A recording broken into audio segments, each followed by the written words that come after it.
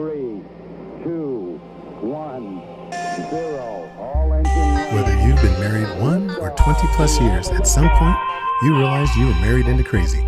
And that's what our podcast is all about. We offer love, laughter, and a dose of reality as we unpack this crazy thing called marriage. So sit back, relax, and get your ear hustle on. It's time to start the conversation. All right, let's go.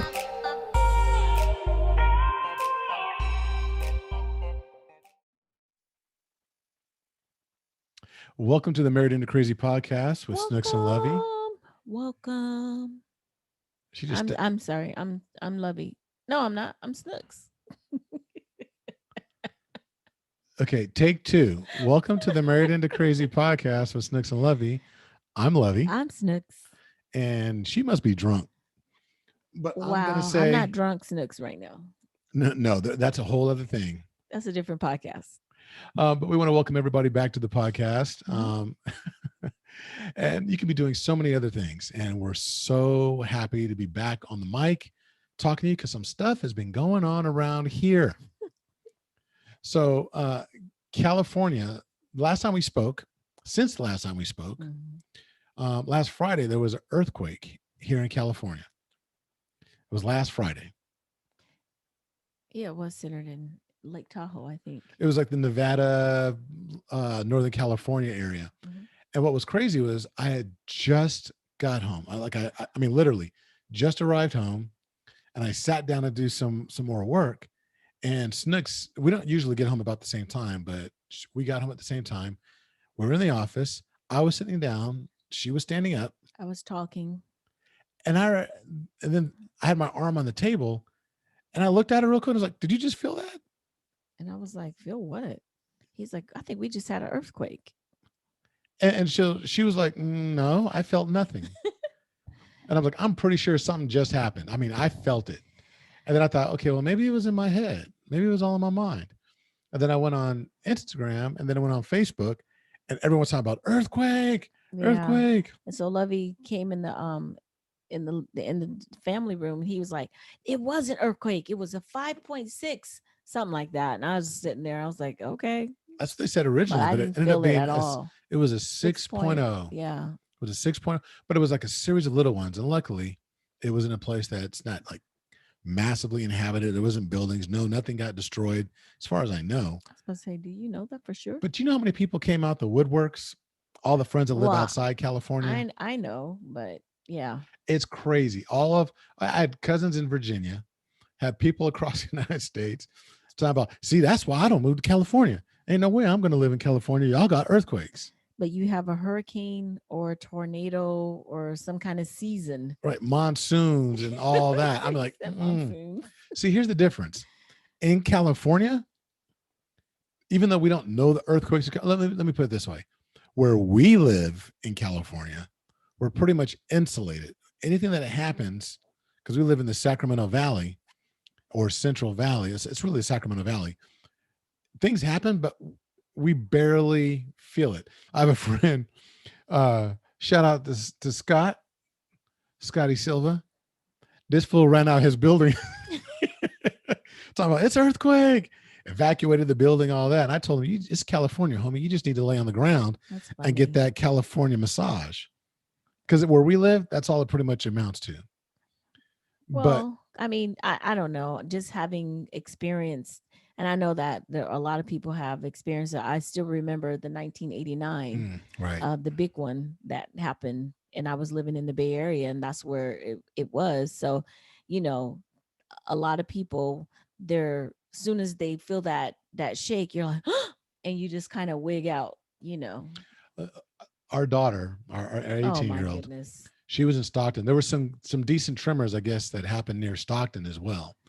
And she was like, "Oh my God, I'm so afraid. I can't drive." She didn't want to drive home. So I was like, "So did you feel the earthquake?" She was like, "No, I didn't even feel it, but my coworker felt it." And I was like, "Why are you tripping? You didn't even feel the earthquake, but now you're afraid to drive home." "Well, I don't want to drive home." And then something happened, and it was just funny to me. And I was just like, "Oh my goodness, this girl." I'll tell you how funny it is. If you were not sitting somewhere and had your arm up on a table or something stationary, you didn't feel it. If you were walking, you didn't notice it. Mm-hmm. If you were driving, you didn't notice it. It was, at least not in the area that we were in. Mm-hmm. So it was just interesting. It's funny though. I will say this. My mind went there in the very beginning where I said that Snooks and I were in the same room. I'm sitting down. I felt it. And I looked and I said, did you feel that? It was an earthquake. And she said, I didn't feel a thing. And my mind immediately went to, are we talking about sex or are we talking about earthquakes?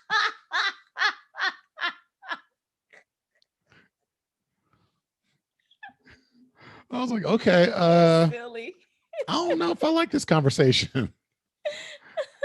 Oh man. You're silly. You're so silly. Oh my goodness. There's so many ways I could just add on to leave that. It alone. Leave it alone. I'm totally leaving it alone.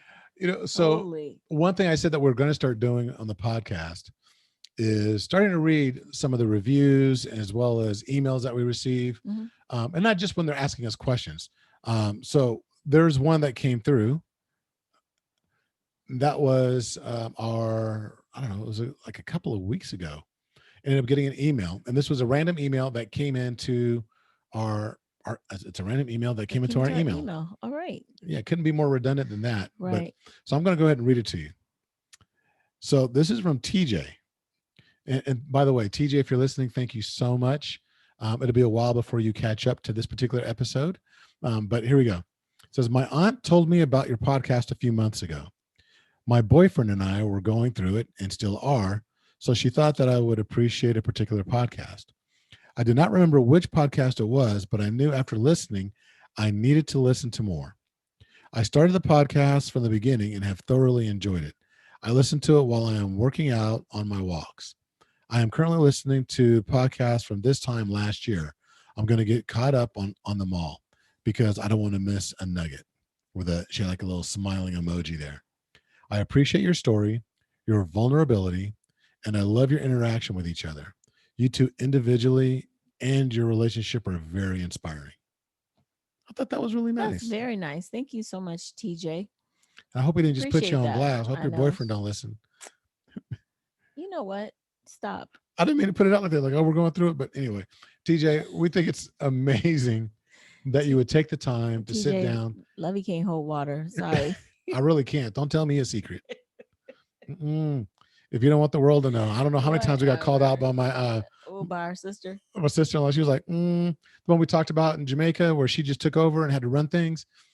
Yeah, there was some. She's like, you said my name. You weren't supposed to say my name. That was like 2 years ago when we first started, but we learn as we go, sort of. You said her name. I never said it. So I was like, my bad. He don't listen anyway. But look, we love to have fun, but what we also love to do is have interaction with each and every one of you. So the easiest way to do that is if you would right now go to wherever you're listening, primarily if you're listening to the Married into Crazy podcast with Snooks and Lovey on Apple Podcast, please go there, leave a 5-star review, and leave 5 stars and leave a review. I kind of threw it all in one. I was like, wait a minute, there was something else. No, I combined it. I'm on one today. That's what you get for talking about me when we first started. So yeah. Go ahead. I know, but definitely go there and do that, please. Mm-hmm. So let me say something. I have a bone to pick, and I'm gonna keep it cool because I don't want to be, just kind of throwing companies under the bus or whatever. So, where we live, there was a sandwich place and an ice cream place connected together. You go in, you can get a sandwich and you can get your ice cream. I don't know what happened, but the ice cream place was replaced with a different ice cream place. And I was not happy at all. And I kept saying, I'm not going to go there. I'm not going to go there. Well, was it Saturday? Right. And mind you, all this time I've been saying, let's just give it a try. It was Sunday. It was Sunday. I kept saying, let's give it a try. And she was like, nope, I ain't going. So it was 109 here. So I was just like, I really, really want some ice cream.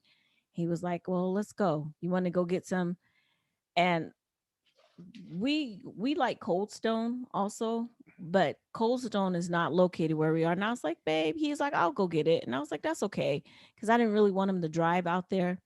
if he would have just drove out there anyway, instead of keep saying, "Are you sure? Are you sure?" I would have just loved that. But I felt bad because I really wanted him to drive out there, but I wanted him to just be like, "Don't worry about it. I got you." But Lovey didn't say that. I So said, we're going to support the local business. okay, so we get in there. Oh, oh, I Mind was you, just like, we've been here 16 years. We've lived here 16 years. And the place that we used to go into, always professional. well, okay. Yes, always professional. I mean, not that they weren't professional, but they just were kind of dismissive. But let's just start out with the board. You know, when you walk in and you see the board and it tells you the flavors and it tells you the Sundays and it tells you the kind of Sundays and all this different stuff. That was missing. Well, there was a board there, but as far as I'm concerned, it could have been just a little whiteboard when they could have just wrote on it. And which would have been fine if it was like a little tiny mom and pop place, which it kind of is, but no, it ain't. That's not a mom and pop place. Anyway is right. I was already, when they said go with your gut, I was like, no, I ain't. So looking at the ice cream, you know how they keep the ice cream in the little the thingy, whatever it is, with the freezer part where you can see through the glass and you can pick what you want. Mm-mm. Why the ice cream looked like it was sitting there for 10 days? I mean, it looked old. It looked nasty. The top of it, some of it looked like it was like the shiny kind of. If you've ever seen ice cream melt and then be refrozen, yeah, it's exactly what it was. I'm not even gonna say that's what it looked like. That's exactly what it was. I was like, oh, and I wanted to leave and just be like, no, but then Lovey was like, okay, give it a chance. So I had to pick ice cream that didn't look like it melted and was refrozen again. So got two different types of ice cream, and the guy who was making the ice cream, I was like, did he wash his hands? But he had gloves on. But just his whole energy when he was putting my ice cream in the cup, I didn't like the energy. I was just like, nope. Mm-mm. And it tasted like it was bad energy ice cream. Bad energy ice cream. It was horrible. Ooh, bad. Okay, I've never had bad energy ice cream, though. To be completely honest with you, when I got my sundae, that would qualify as bad energy. Because I was like, what is that? It was just, look, I don't want to put anybody on blast more than we already have. That's why we're really trying not to say any names. I would say because everyone has a bad day. But this was just, man, I'm not going to say hard pressed. The sandwich place we really like. If we want a sandwich, that's generally one of the places that we go. And I can honestly say that we probably won't be going there. Just because, I mean, it had holes all up in the shirt. It was like, it's supposed to be like the work shirt. And it was, I don't know. The presentation was just off. Yeah, the presentation was very off. And of course, as we're driving home, she's looking at me like, I told you. I didn't say it. I just looked. You know how when somebody doesn't need to say it, they just look at you, and that look says, I told you. Look. She even raised her eyebrows. I already know.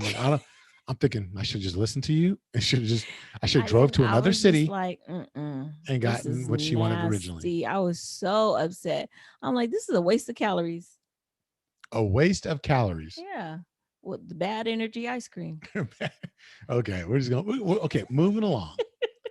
Go ahead. Go. So there was something that we did on Saturday.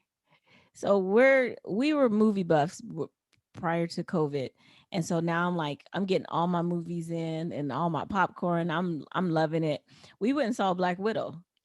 It was so awesome and so amazing because you know the Marvel music, and everybody just has to know Marvel music, and you just get all excited. The movie was so good.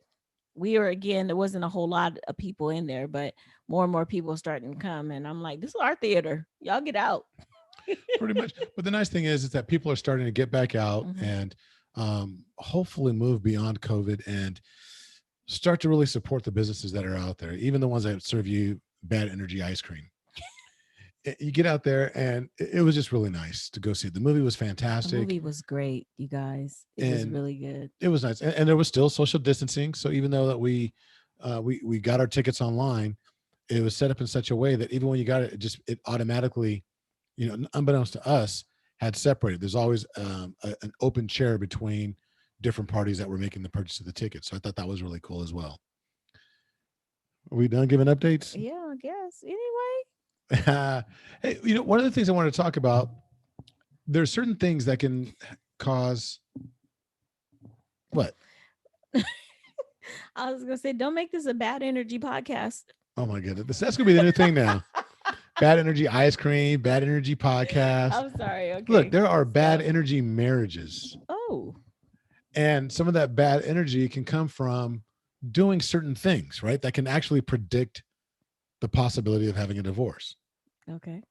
So as you can tell, we are, for lack of a better phrase, we're kind of like disciples, if you will, of the Gottman Institute. As you know, Snooks and I have both completed our level 1 training with the Gottman Institute, specifically with the Gothid couples therapy training that they do. And we're going to complete level 2 in the next several months. We're just taking our time. But there's a lot of phenomenal training. And if you aren't familiar with it, the Gottman Institute is the foremost authority when it comes to relationships in the world. And when we first started doing a podcast and we had the idea of becoming marriage coaches, people asked out of the blue, like, oh, are you using the Gottman method? And I'm going to be honest, I didn't even know what the Gottman method was. What is that? Because no. So enough people had asked in the beginning, we're like, well, let me figure out what this Gottman thing is. Mm-hmm. So we went and checked it out. I'm like, oh, I feel dumb for not knowing, but it's amazing what you learn over time. And anyway, one of the things, there was an article that was written a while back by Dr. John Gottman, and we think it's really relevant for us to go through now. We talk about the bad energy ice cream, bad energy marriages, the 6 things that can really put bad energy into your relationship and predict divorce, or things that we want to talk about today. Mm-hmm. So the most obvious indicator that a conflict, because we all know that conflict is going to be there. We've said this multiple times. You know this, that conflict is always going to be a part of your relationship. Mm-hmm. It is. That's just because we're human beings and we're alive. There's going to be conflict. Right. But the obvious indicator that a conflict discussion is not going to go well is the way it begins. Right. So the number one indicator, or the number one thing that's going to predict a divorce, or that you're on a trajectory towards divorce, is what we call a harsh startup. So a harsh startup, do you know what a harsh startup is? Yeah, when this starts out bad. I mean, so there's a disagreement, and instead of, it's like it doesn't work its way from 0 to 10. It just starts at 10. And that means there's the loud talking, the aggression, the just the way you guys are, the communication between you, maybe name calling, whatever. If it starts out like that, it's not gonna end well. There have been times in our relationship early on where you just wake up pissed off. Wake up angry, and that's how you start your day, and your day is going to be just really bad from then on out. That's what a harsh startup is in a relationship. So basically, it's the I woke up on the wrong side of the bed kind of thing. But but apply it to communication. Right. And it's like from there was that movie says, oh, you had me at, what was that? Pretty Woman. You had me at high. You had me at hello. Whatever. Is that the phrase? Something like that. Yeah. Well, that's the nice way of saying, something. But the harsh startup is, you lost me at. As soon as you open your mouth. Right. You lost me at hello. Yeah. Because that hello was, hey. And instead of saying hello. And it was just, you know what? I was thinking about it. And, when you said this the other day, it kind of pissed me off. And it's like, okay. And that's the start of the conversation. Right. You're like, what? I said a lot of things. That is the harsh startup. Like you open your mouth. You came with the intent to fight. Mm-hmm. The intent to inflict harm, to cause damage in the relationship. Maybe that wasn't the forefront of your mind, but it was like, I'm angry and you're going to know it. Well, yeah. And like you said, maybe it's not at the forefront, but you don't mind either. If it is what it is. We always say, well, my brother and I, we have a term that we used to always use. We get down where we get mad at. And that's how harsh startups, they're like that. I'm mad. So we're just about to go right now. I don't care. I don't care if I'm wrong. I don't care, but I'm on level 10. We're going to stay at level 10. And that's just how it's going to be. So you want to avoid that. You want to avoid the harsh startup with the soft startup, right? Something's bothering you. Instead of the I and you statements, I did this, and then you in response did this, and that made me angry, and blah, blah, blah, and and then it starts to escalate from there. It's more about the soft startup of we. We were having a conversation the other day, and what we dealt with made me feel some kind of way. And I'd like to discuss it because I think there's some things that need to be addressed. So I said some things need to be addressed. It wasn't I need to fix you or you were wrong. Whatever. It's not about the individual. It's about the situation, the challenge. Right. Let the challenge be the challenge. And let's make sure that we have a soft startup as opposed to a harsh startup, particularly if there's something that's bothering you. Right. You want to make sure that you're starting, hey, can we talk or something like that. You just don't want to come out there kicking the door in and acting like you're crazy. So there's the four horsemen. Basically it's how you deal with how you communicate. You're talking about criticism, defensiveness, contempt, and also stonewalling. These are things that allow this, like certain kinds of negativity that just runs rampant, and they are very lethal to your relationship. So it's like I'm criticizing Lovey for something that went wrong. He in turn gets defensive. Well, you shouldn't have. And or I say, well, you did this, and now he's in defense mode, because defense mode is basically, it's like survival mode if you think about it. I'm protecting myself. And then there's contempt, where, oh, you're not even worth my time, or you're just stupid, or that kind of thing. That's one of the horsemen. And then stonewalling, which is, I'm just gonna, yeah, okay, you're right, yep, you're right. I'm never gonna say anything. I'm just gonna totally tune you out. I'm stonewalling you. Everything you say is bouncing off that wall, though, that I just, it was funny I put up. When you talk about stonewalling, I think about Coming to America, and the one princess that Akeem did not want to marry, and she was saying, "Whatever you like, always putting it off on him." Right? It's like, whatever you want, sure, fine, whatever you say. But she was doing it in a nice way. But it was one of those things where stonewalling is just, and guys seem to do it more than women do, where we just shut down. It's like, you know what, whatever. That's a perfect example of stonewalling, is when you get the whole whatever scenario. Yep. And you're just not talking. Whatever. Okay. Well, you know what? That's, because you said so. Let's do it your way. Yeah. You're right. You're right. I mean, there's that part. And then there's also just totally ignoring the other person. I'm just not going to talk. I'm just not. Nope. There could be no emotion, no facial changes. Nothing registers on the face at all. You sit there and just staring at the other person. It's almost like, okay, are you there? Hello, McFly. It's that kind of thing. And stonewalling can be a problem. Each one of these, though, each one of the four horsemen of the apocalypse, and that's what they're called, the four horsemen of the apocalypse, each of them have an antidote. Yeah. So with this, and I just want to say this too, with the four things, that's just all it is just an escalation of the negativity. Right. And no one is saying, let's just be clear here, we're not saying that you can't get upset or you're not going to be angry, because anger is going to happen. But being angry is not dangerous. Belligerence is. So there's a difference. Sometimes I get upset, but I'm not all belligerent about it. So with the we talk about the criticism, it's the way you start it up. It's almost like that gentle startup, like the opposite of harsh startup. I'm not going to criticize you for what you did. I'm just going to say, hey, let's talk about this happened. This is how I felt, what have you. And instead of you being defensive or me being defensive, however we're going to, whoever started it, we each take responsibility for our part in what happened. You know what? You are absolutely right. And not saying it to placate, but being very sincere, because that's another thing that we have to do. We have to be sincere when we're talking, and I'm taking responsibility. I'm being, excuse me, I'm being very sincere. My contempt It should not be about how I'm feeling about you. I should be dealing basically describing my own feelings. I'm not going to talk about my partner, oh, because he's stupid or because you're dumb or you're a waste of time or what have you. I'm just going to talk about how I felt, Your own feelings. my own feelings. Yes, exactly.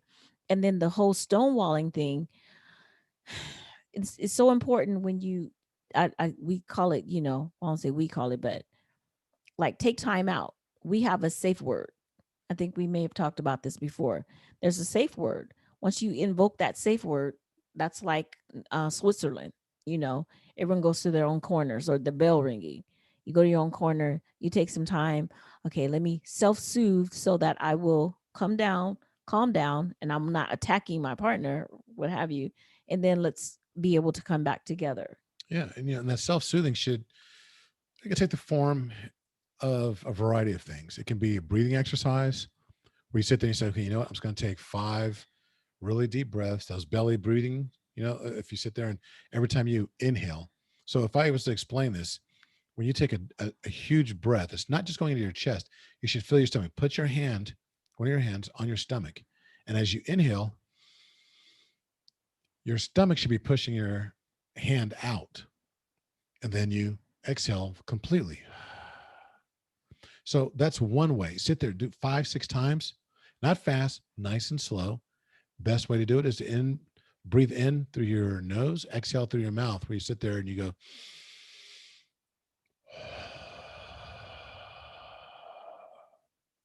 right. And you do that. And what that does is that calms you down a little bit.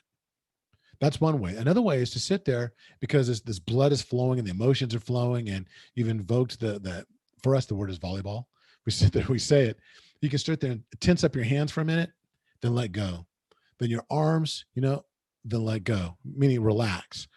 You can sit there and take your legs, stretch them all the way out, you know, tense up your foot, your calf, your thigh, and then let it go. What you're doing is you're getting your blood to flow to different parts of your body, but you're also focusing on each one of those things. So that's another way that you can self-soothe. So there's a variety of ways you can do it. You have to find out what works for you. I mean, it could be exercising too. It could be. Let me get away and go for a walk for the next 15 minutes and come back.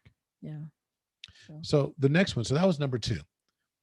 The third thing that can actually cause some challenges and really point towards a trajectory towards predicting divorce or problems that can cause a divorce is flooding.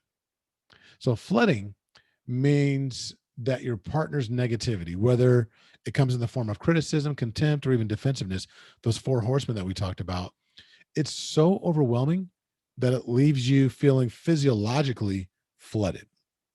That's when that blood is really starting to push towards you. So this is where, like the stonewalling, we talked about physiological self-soothing.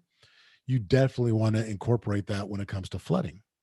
So the phrase, when we say, well, that made me feel some kind of way, that some kind of feeling some kind of way is directly related to flooding. It's a different way of saying it. And that's a great opportunity for you to use the breathing exercise that we talked about with self-soothing. You definitely want to self-soothe. So one of the things that some therapists and some coaches do, if you're face-to-face, we do most everything virtually. So we can't do this, but what you have the opportunity to do is use a pulse oximeter, or you can actually use one of those things that measures your heartbeat. If your heartbeat goes above, like during a conversation, during a session, if the heartbeat goes above 100 beats per minute, it's an indicator that flooding is taking place. Because a heart rate is, now it may not be completely visible. You might see it in the person's face as far as, distorting, like little ticks, or all of a sudden they start to, contort their face a little bit because they're getting angry or feeling some kind of way. But your pulse will tell you long beforehand. So if you are in a conversation and you're starting to feel like, okay, my heart's starting to race a little bit, it's a great indicator that you are flooding. And it's an opportunity for you to use that safe word that we talked about. And then you step away and you go through a self-soothing exercise so you can come back, calm down, live to fight another day. And not fight, but live to come back and literally have that conversation. And kind of like what Lovey was saying, certain body languages, like you were saying about the heart rate, the sweating, sometimes they're sweating. There's, I don't know, lack of eye contact. those are signs of distress, and it can make it hard to problem solving. It can make it hard to have problem solving discussions. I know one thing for like with us, um he's called me out on it and he's been correct every time. My body language Wait. Whatever she's about to say, she said I am correct every single time. when you call me out on it, yes, because my body language will just, I'll shift. Sometimes I'll do that and I'm just like thinking, oh brother, so She here we does that a go. lot. I'll say oh brother a lot.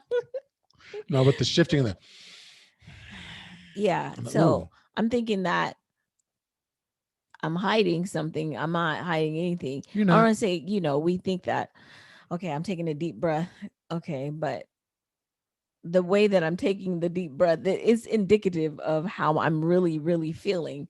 And basically, I'm just here I'm placating, basically, just like I'm just here. I'm just gonna hear what has to say.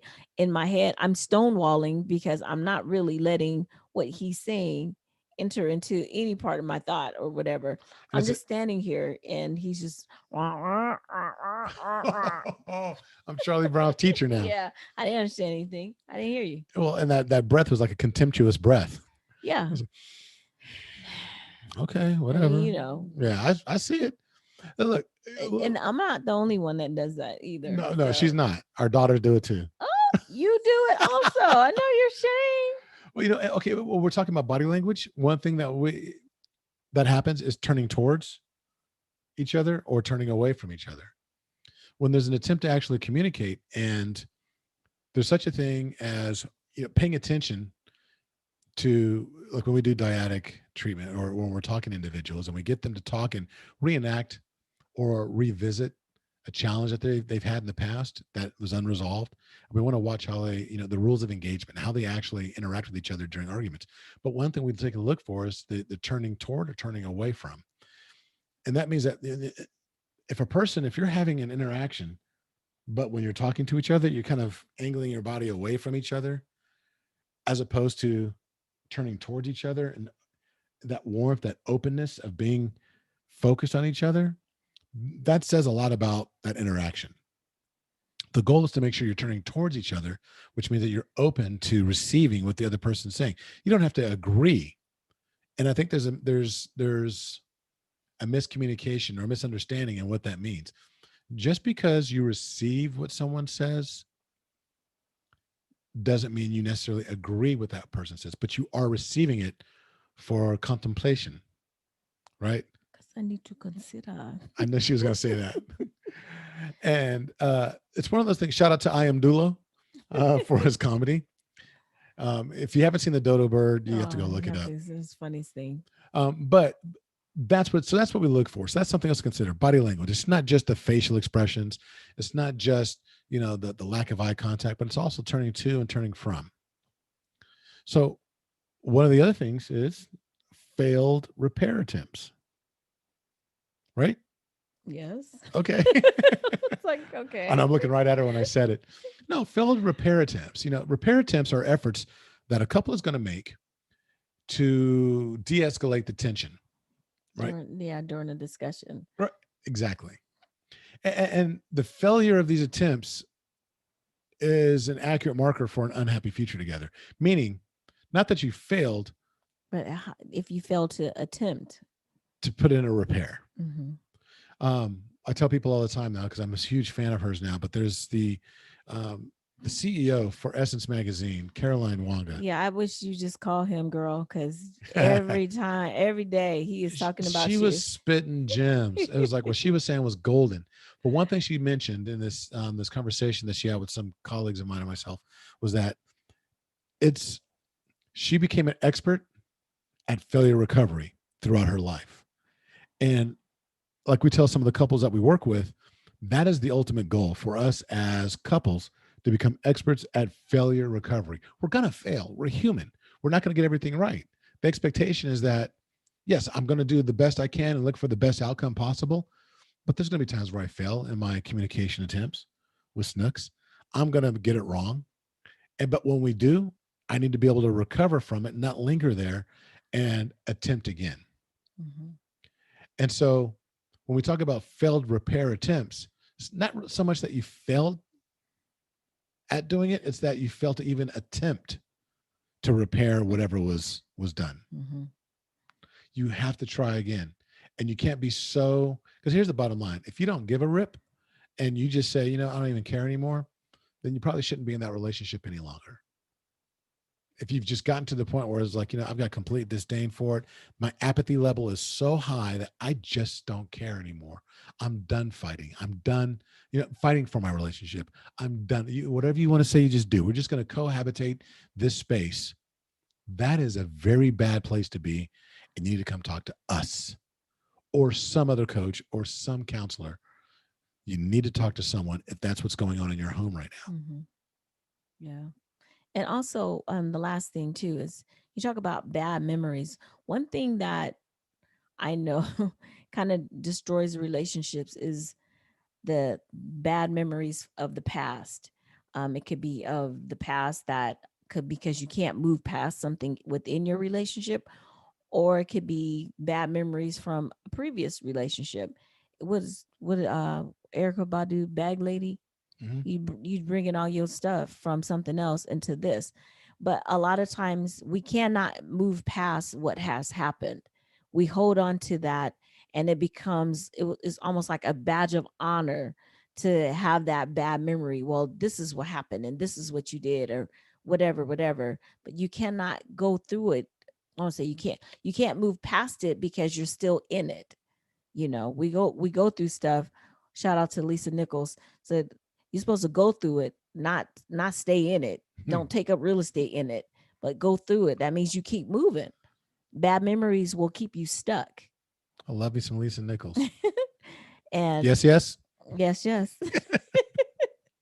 But so don't let the bad memories of something that happened in the past deter you from being able to move forward in your relationship. Don't let it keep you from having something that's beautiful. Because I'm just going to be honest, those first 4 years, when it came time for us to work on us, I could have stayed in those first 4 years and never moved past them.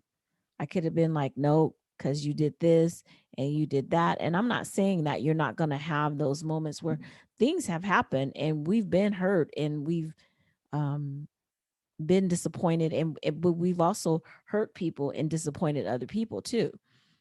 Don't let that keep you from being able to move, because had I stayed there, we wouldn't be where we are now. You're talking about 20 years later, when we were going through all of that. So Oh, that's true. And so these are the things that predict divorce. Doesn't mean that it's some of the things that predict divorce. yes. Yeah. There's others, but these are the ones that have been identified as probably the top 6 that have been the most consistent at predicting. Now, here's the Based funny on thing research.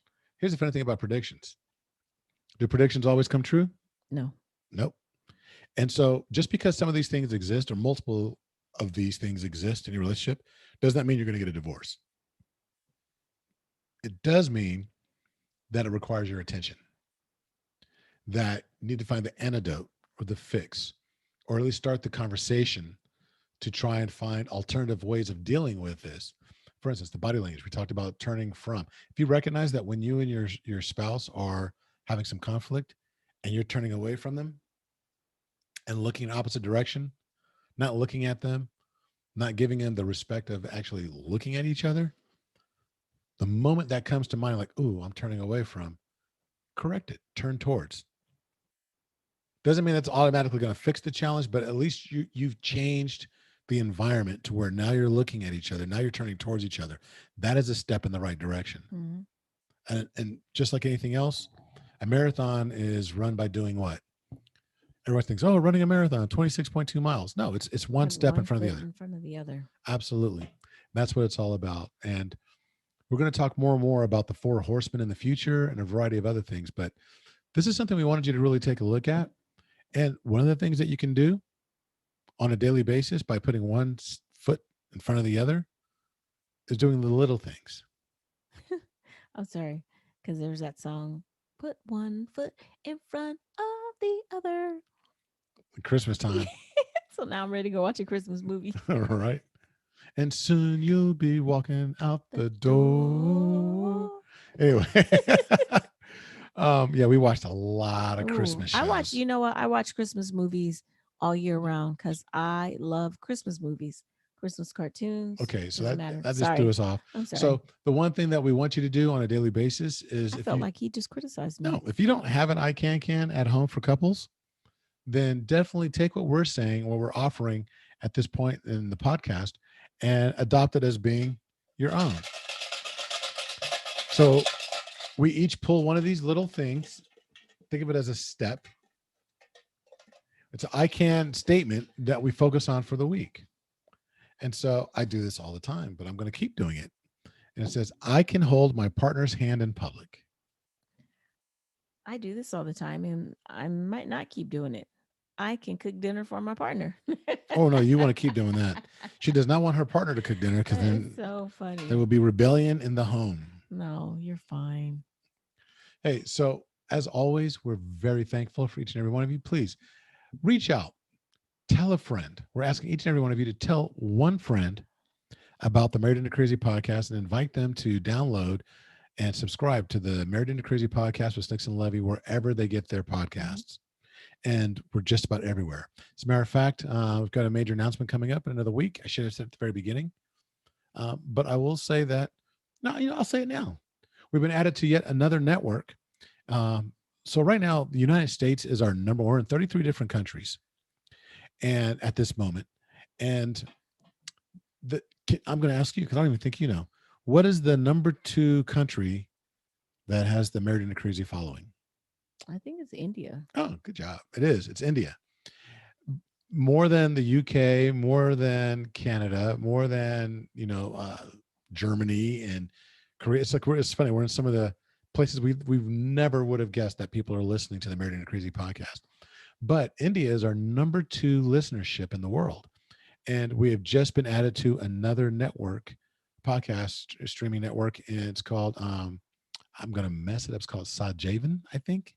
The pronunciation, but we've just been at it. We're very thankful to be a part of the network, and I promise I will learn how to say it properly. I will make him. Right. So we're very pleased about that, and the goal is to share the things that we're learning, bring the couples that we bring onto the podcast, the interviews, all the collective learnings, if you will, to help each and every one of us have a better relationship, so we can have long-lasting love in our lives. That's right. So with that said, until the next time when you bring a friend back with you, be blessed. Bye-bye.